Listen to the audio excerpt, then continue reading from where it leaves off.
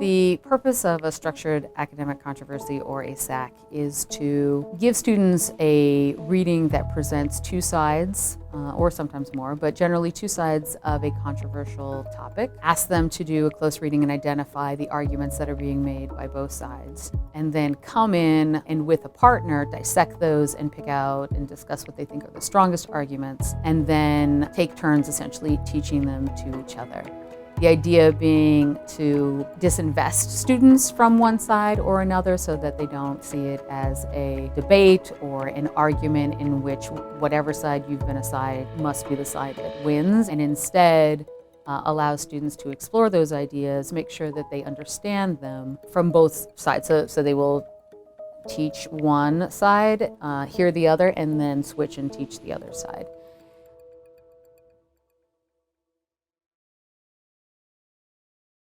Notice that there is no debate up here, okay? Which tells you this is not a debate. It is a deliberation. So what does it mean to deliberate? Deliberation is more like a discussion rather than a debate. So like with the debate, you're trying to like counter-argue the opposing side, but in a discussion we're being open to both viewpoints.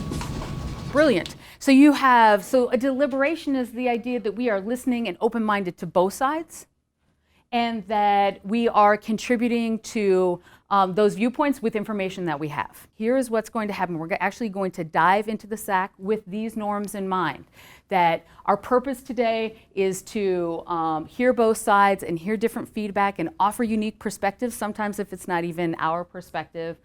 That we're respecting everyone's opinions, both in how we agree and how we disagree, that we understand that we strengthen our own argument and our understanding when we hear other points of view, and that our discussion should be based in the idea that hearing everyone contributes to our understanding of what's going on and our own opinion. The idea of using suffrage at 16, which is an issue that is very actively being advocated for. It was really about trying to bring in a relevant current issue so that students would have space to connect what they're learning to an issue that is very much applicable to their lives. It really opens up your mind to different opinions and different views.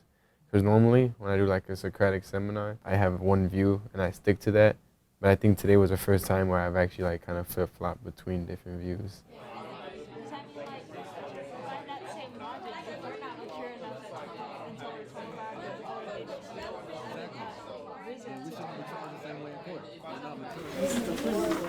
Okay, so those are our top three, and then we can even tie them into other perspectives to get an overall understanding, like the maturity level and stuff like that. A side, you are going to present your information first. B side, you are going to write down what you hear A side saying, okay, without interruption. All right, so side A, please present your information to side B. Teenagers already have citizen participation. Like, even if we don't have the right to vote, students are already in like political organizations or causes that affect public policy already, and these are all activities of citizen participation. And so if older teenagers are already in this, then they should have the ability to vote. Side B, you are going to present your 3 points now. So we'll do the same thing just with side B. Generally, they require parental consent for most major life decisions. So technically, they're really not holding their own decisions because they need someone as a higher age level and a higher maturity, as it represents itself, that they need a consent to further do whatever they decide to do and approve of whatever their decisions may be. And I want you to answer the deliberation question. Where you are right now, what do you think the answer to that is? What were the two pieces of evidence that that you heard that really swayed your opinion? Now, remember I said evidence is definitely what you just exchanged and what you read about, but it is also your lived experience. That matters. So you can now welcome that into part of what you're going to be using in order to share your thinking with the other people at the table. In SAC, it's, there's a lot of gray area. There's not necessarily a binary decision. So it just goes to show how issues in the real world aren't necessarily just, true or false. There's a deeper ground to them, and they should be explored. So the idea is that this is how the world works. This is how human beings are, right? We have different opinions, and when we come together, can we actually come up with a solution?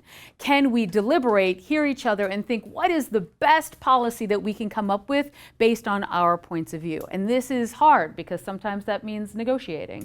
Would you be okay with the fact that we said, like, no, they shouldn't be allowed to vote, but however, like, I feel like the 16 for half a vote would be, like, a compromise. Yeah, because kind of like how we type back how it's like different generations and different issues. So it's like it should be implemented, but also people don't have like that extensive knowledge as like an adult would. You need to like know more about it. Well, so let me ask you a question. Why do those things have to come with voting? I mean, you're absolutely right. That's absolutely why 18-year-olds right to protest against the Vietnam War and being drafted, so you're 100% correct. But why do those things have to come with it? I feel by saying like you're voting, like you're saying that you are mature enough to make a decision as to who should be representing you and who should be in office in the country, and that's like very much an adult decision. Like if you have the right to, if you can make that decision for yourself. Well, the reason behind it was that a lot of the evidence was that most 16-year-olds have a lot of dependence on their parents, so there could be a little bit of not them understanding that they should vote for who they want instead of their parents. Because that would be more responsibility, but at least being able to like make sure where you're studying and like your school system is like accurately represented. The law class or whatever, you don't get to vote. But if you take the class and you pass the class, you're allowed to vote at the age of 16. Right now, what do you think? If you think 16-year-olds should be able to vote, please stand. All right, have a seat, please. If you think that 16-year-olds should not be able to vote, please stand. Okay, because what happens a lot sometimes is, especially if we are the only person sitting at our table or the only person in a group and we hold a point of view, we sometimes think we are crazy or the only people that feel that way. And so I want you to see that there are always other people out there that have similar opinions to you. So there are always people to search out. If there are change that you want to make, that you can always find people to do that. People should be able to engage with one another and hear each other, even if it is something that forms a kind of core belief. Students having the opportunity to engage in these things then opens them up to later discussions, and the only way to do that is provide them a space in which to engage safely in that learning. I think it's a method of discussion that students can build a lot of competency in and then really work on their own. So this is the first time that my class has done a SAC, but it's always wonderful to hear the kinds of thinking that they do and the kinds of constructing that they do.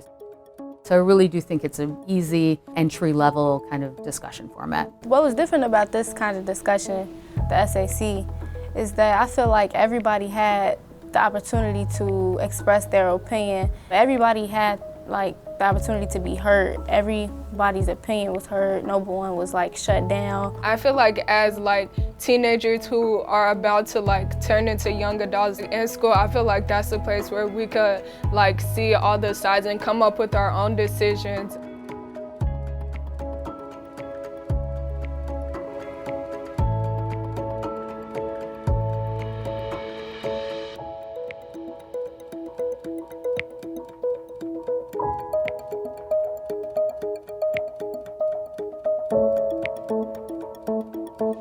Thank you.